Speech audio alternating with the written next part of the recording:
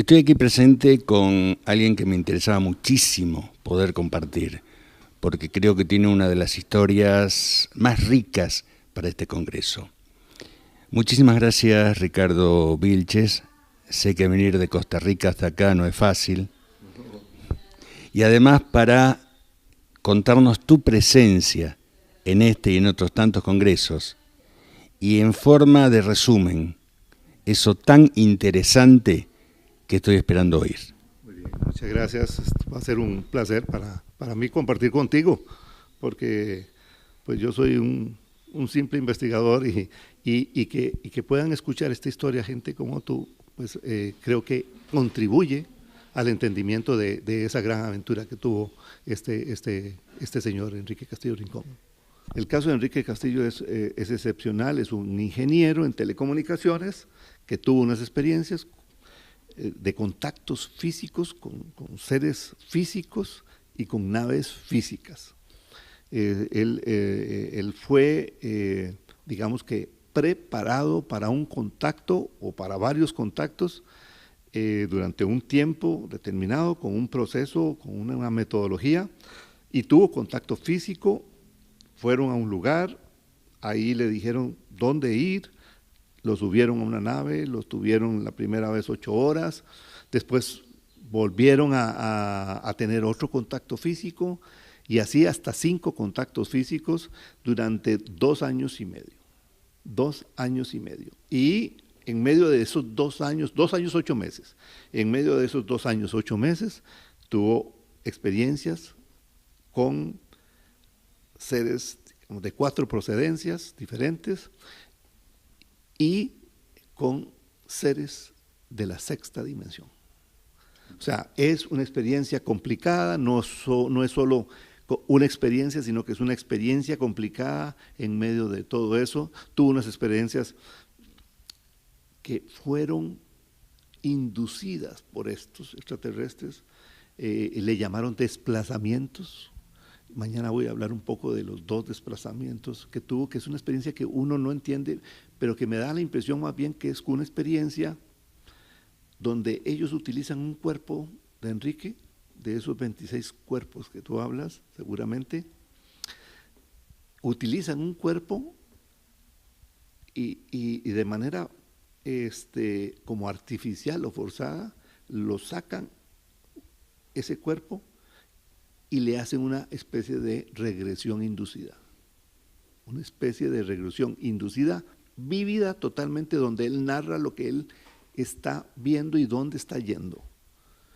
Esas son experiencias brutales. Entonces, no es solo específicamente y concretamente los contactos físicos, sino que tuvo otras experiencias alrededor de eso que nos enriquecen toda la historia de Enrique Castillo Rincón. Yo creo que no hay otro caso semejante. Haber investigado a Enrique Castillo por 25 años, yo creo que no es nada usual. Habrá 1 o 2 ejemplos, tal vez más, pero no los conozco.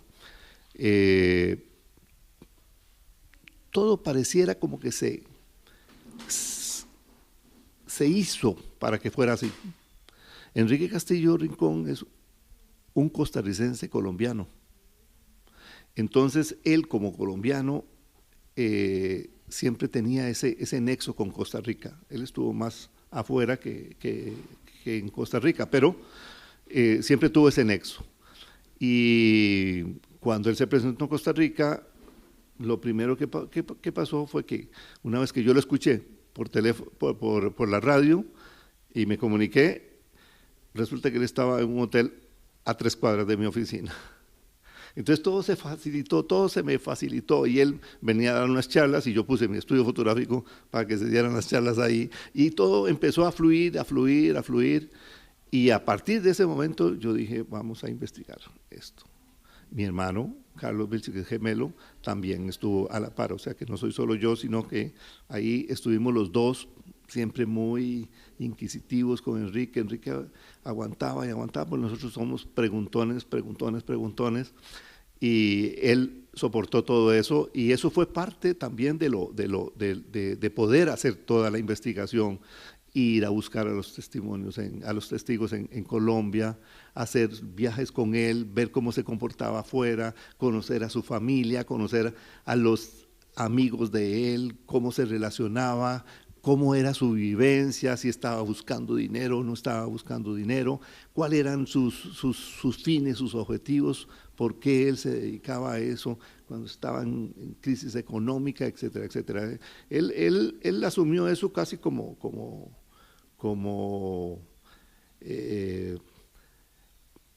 algo muy superior de él. Y eso es interesante porque él se transformaba cuando empezaba a hablar. Él se transformaba, él se convertía en un orador buenísimo, se acordaba de todo, era un tipo que se transformaba. Él normalmente era un bonachón, come helados porque le encantaban los helados, ¿verdad?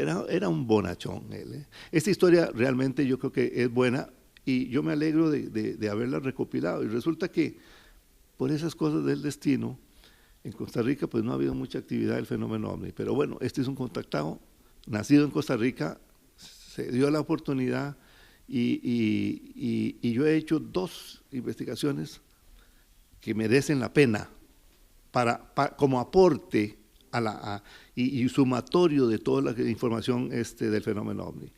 Y la fotografía del OVNI en la Laguna de Cote que le dimos seguimiento.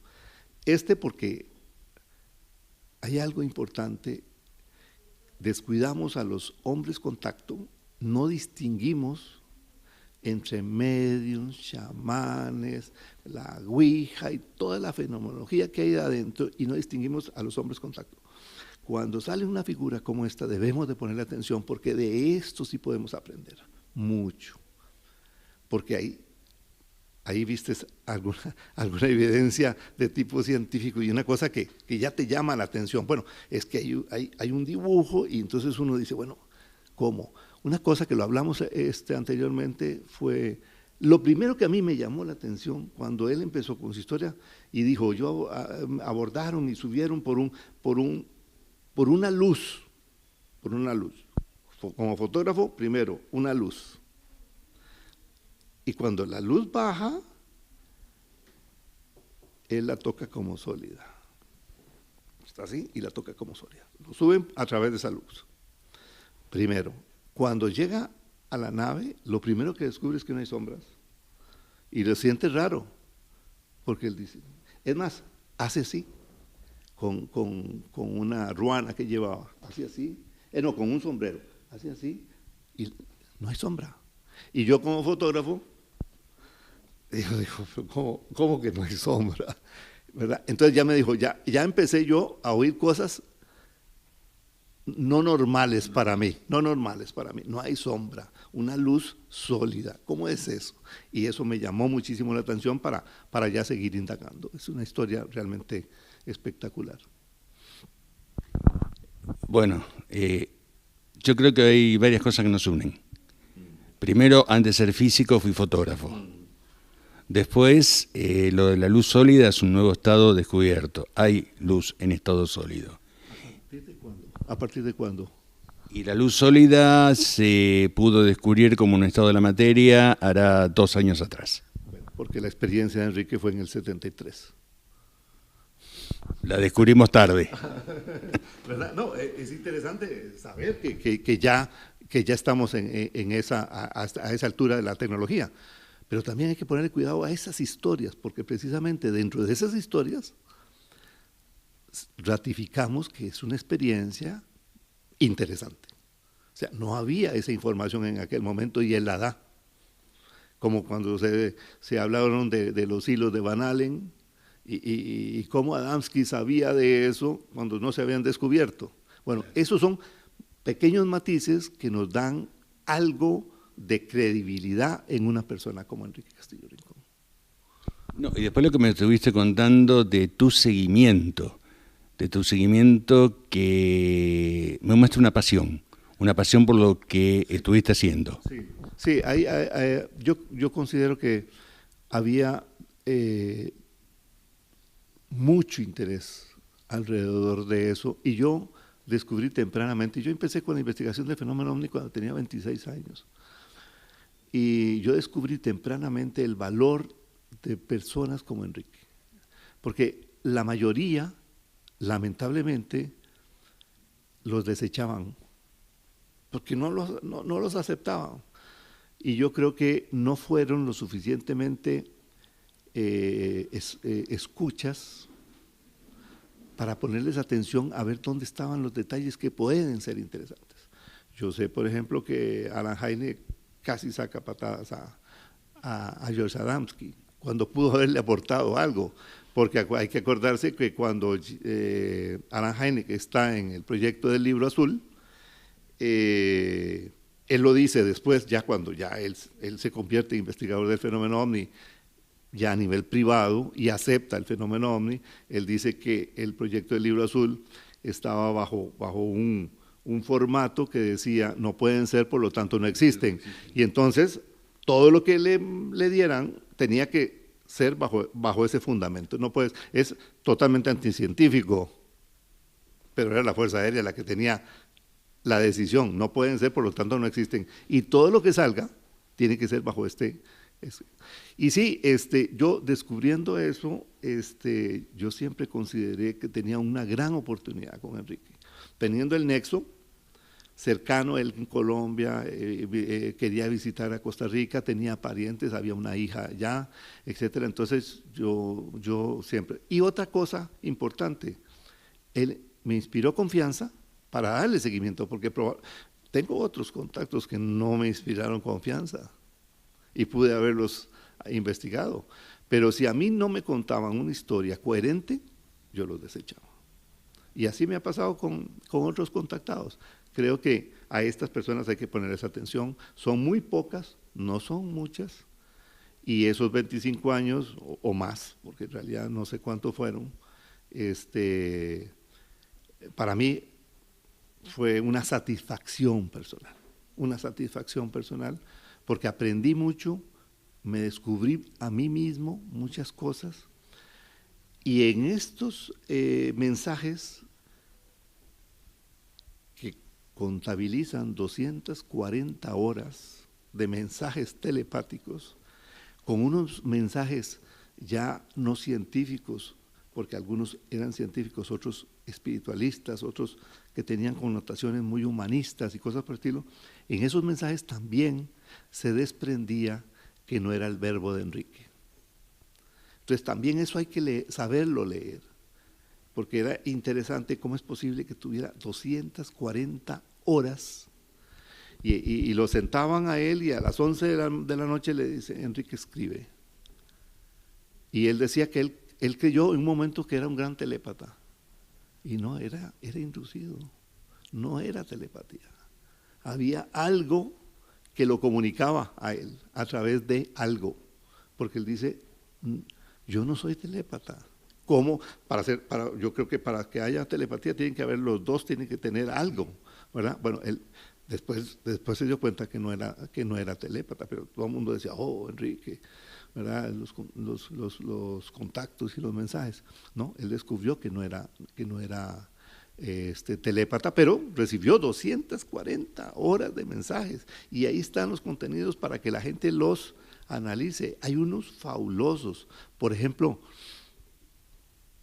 algo que se llama algo así como los 7 motores fundamentales del ser humano, y entonces empiezan diciendo el primer pensamiento, el primer acto razonable, o algo, cosas por el estilo. Entonces tú dices, ¿cómo? Y entonces te ubican a la humanidad cuando hace el primer pensamiento inteligente, cuando hacen el primer razonamiento, y qué es esa humanidad en ese momento, y cómo cómo la humanidad puede ir avanzando conforme a esas, digamos, a esos argumentos que tienen ellos. Son mensajes fabulosos. Entonces uno no puede desecharlos si uno tiene un poquitito de tal vez, pienso yo, que a mí se me facilitó también el hecho de que no tenía la formación científica, digamos que la tradicional, la que rechaza a priori y es cientifista, ¿verdad? No, yo creo que el científico tiene que ser open, abierto. Yo, sin ser científico, pues tal vez eso me ayudó. Y otra cosa que pienso que me ayudó es que yo soy escéptico, yo indago. Yo no me puedo quedar sin indagar. Yo soy escéptico. Yo, lo primero es, a ver, déjame, no me importa si me estás diciendo una verdad tajante. No, espérate, déjame asimilarlo, voy a indagar, voy a revisar, porque yo indago. Y eso también me mantuvo bastante, digamos, ecuánime dentro de la investigación, ese escepticismo sano, que yo creo que todos los científicos tienen que tener ese escepticismo, tienen que indagar, así es como se debe hacer ciencia. Bueno, yo creo que todo eso me favoreció para darle este seguimiento a esta historia. Y otra cosa que al final y al cabo me ayudó fue que el fenómeno OVNI me hizo construirme a mí como un ser humano diferente, porque me hizo interesarme en cosas como la física cuántica, que yo apenas empiezo a medio entender, ¿verdad? El tiempo y el espacio, ese tipo de cosas, o la genética, o pensar en los Big Bangs, o la astroarqueología, o un montón de cosas que tienen que ver con el fenómeno OVNI, para poder uno armar esta historia. Yo empecé a hacer regresiones, porque yo dije, en algún momento yo puedo hacerle una regresión a alguien y yo no me quedo con el libro de la persona que escribió el libro. Yo tengo que ir y buscar y hacerlo yo y ratificarlo. Y todo eso contribuyó a darle seguimiento a Enrique. Es que eran muchas cosas y me gustaban todas. Me gusta saber un poco de genética, me gusta saber un poco de arqueología. Y si no tienes todas, entonces no puedes tener el macro.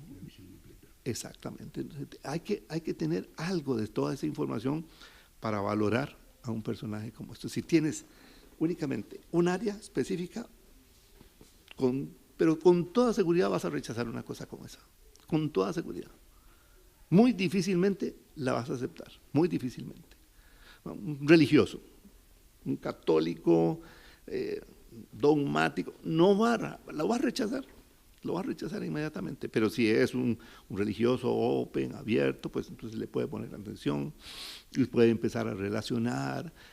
Enrique es lo más parecido a lo que le pasó a los profetas de la Biblia, a los Moisés y a los Ezequiel y a todos ellos. Es lo más parecido, inclusive en el comportamiento que le siguió. ¿Cómo es posible que en un momento dado, después de que un ser como Moisés se comunica con alguien, de pronto se hace un líder y arrastra masas y todo? Bueno, ese comportamiento que sucede con esos profetas le pasaba a Enrique.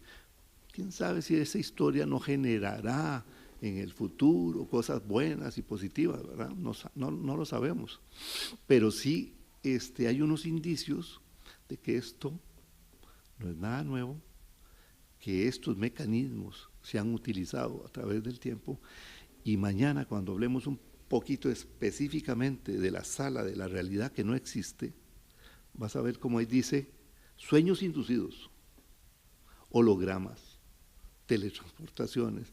Ahí se hace cualquier cosa. Arquetipos. Y entonces uno dice, ¿cómo que arquetipos? Entonces esta gente está orientando a la humanidad de alguna manera. ¿Cómo que puede ayudar a una persona a entender algo a través de un sueño?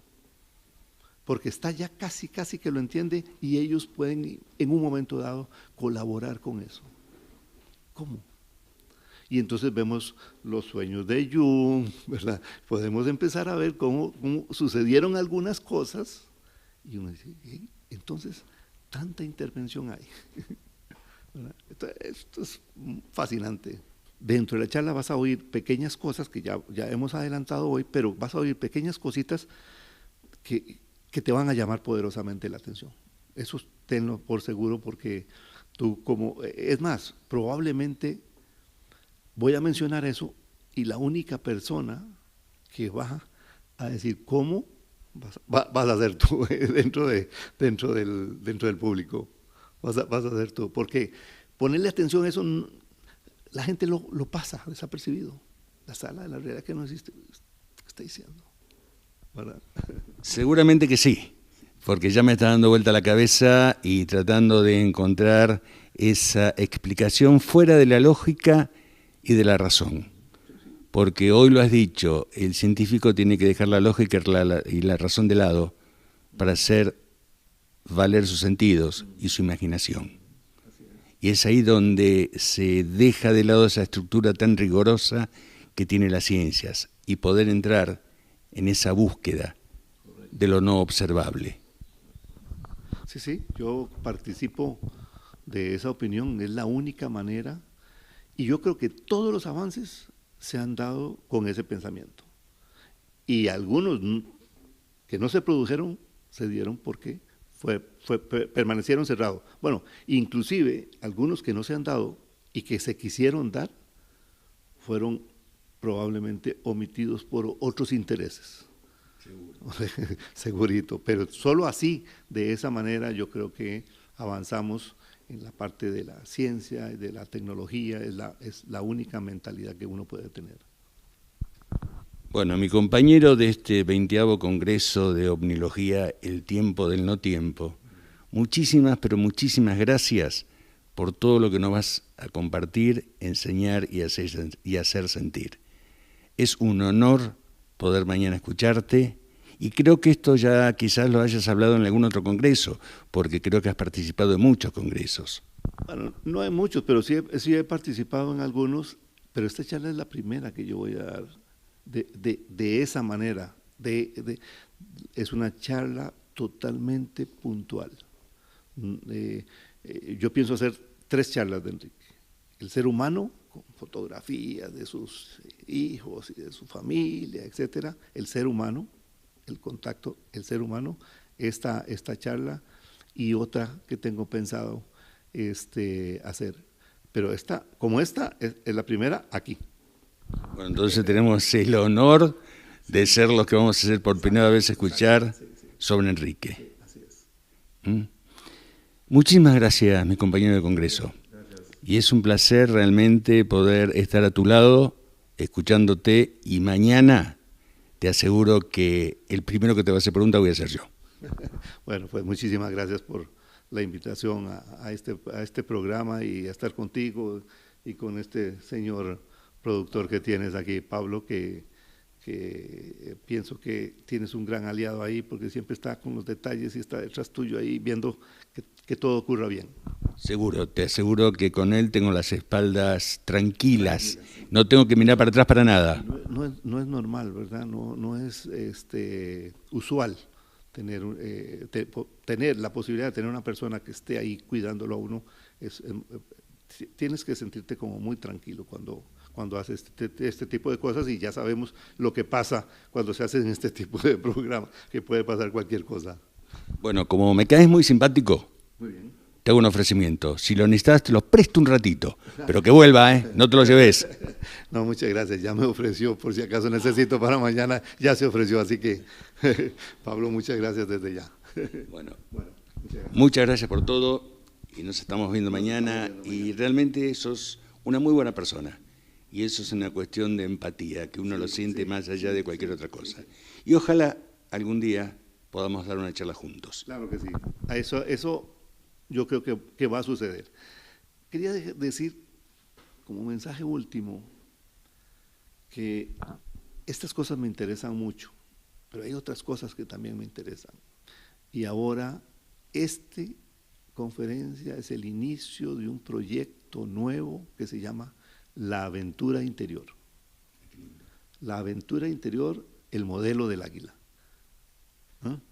Y lo que va a hacer es, yo voy a iniciar, son 29 charlas que voy a dar, que van a tratar diferentes temas, porque pienso que las verdades humanas abarcan muchas cosas. Entonces, quiero hablar sobre el amor, quiero hablar sobre regresiones, todo lo que pueda hacer trascendencia. Tengo desde 1980 haciendo regresiones, así que tengo una información adicional de tú a tú que la he ido palpando. Y así vamos a armar 29 charlas. Así que el proyecto La Aventura Interior, trata inclusive de no solo de la difusión como tal, sino vamos a hacer unos apps. Voy a terminar, ya yo tengo el libro del Prodigio del Amor, ahora vamos a hacer un par de libros más que toquen estos temas, y hay un proyecto que tal vez en el futuro podamos hablar, y es un proyecto que yo digo que si empieza la aventura interior a funcionar y se dan las circunstancias, queremos hacer un canal de televisión exclusivamente para todos estos temas, que tenga la calidad de History Channel o de Discovery Channel. Y esto es una cosa que la hemos pensado ya desde hace 20 años. E inclusive tuve 2 aproximaciones, una en Miami y otra en Panamá, de gente que quería hacer algo por el estilo. Entonces, pienso que vamos a ver si se dan las circunstancias. Si se dan las circunstancias, el proyecto La Aventura Interior va a funcionar. Vamos a ver. Seguro que se te darán las circunstancias porque en tu mente ya está. Sí, y todo lo crea la mente. Sí. Y sabes que podés contar con Pablo y conmigo para estar al lado tuyo. Muchas gracias. ¿Mm?